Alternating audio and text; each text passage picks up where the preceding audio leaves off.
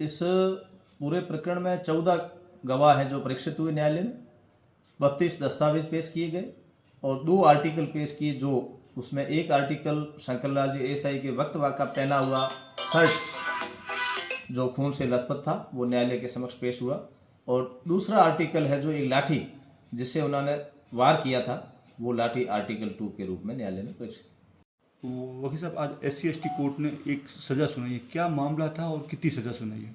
ये वर्ष 2015 6 दिनांक 2015 को पुलिस थाना सदर में एक मेवनाथ करके परिवादी ने एक परिवाद दिया था, जिसको थाना प्रभारी के रूप में, जांच अधिकारी के रूप में शंकरलाल जी एएसआई, मैं अपनी पुलिस टीम और थाने का साधन लेकर के और परिवादी के साथ मौका तस्दीक करने के लिए जा रहे थे। तो उधर रामनगर की साइड में जहां ये जमघट लगाए हुए जोगी समाज के लोग जो परिवादी के साथ में पूर्व में मारपीट की थी, उन लोगों के पास जैसे पहुंचे तो उन्होंने ये जीप से उतरे, तब आनन फानन में उन मुलजिमाना ने शंकरलाल जी एएसआई और उनके साथ अन्य पुलिस स्टाफ के साथ अंधाधुंध मारपीट की, जिससे शंकरलाल जी के सिर में चोटें आई और भी शरीर में चोटें आई और हाथ फ्रैक्चर हो गया, और अन्य जो पुलिस स्टाफ थे उनके भी चोटें आई।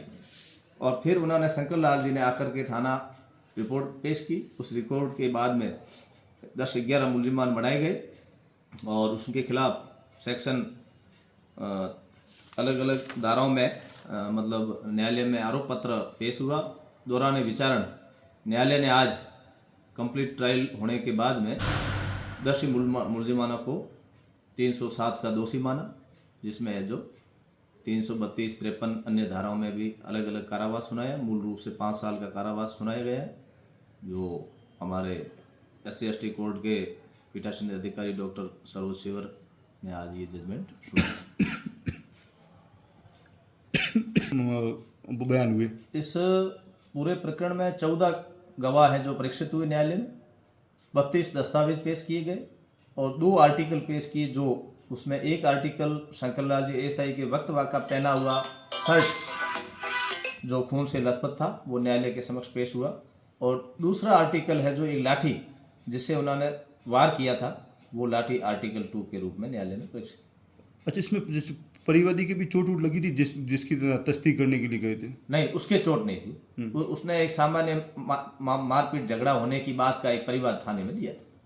नहीं, उस दौरान नहीं हुई थी जिस समय पुलिस कर्मियों पर हमला हुआ? नहीं, उस समय उस मेवनाथ परिवादी के साथ मारपीट नहीं हुई, केवल पुलिस स्टाफ के साथ हुई।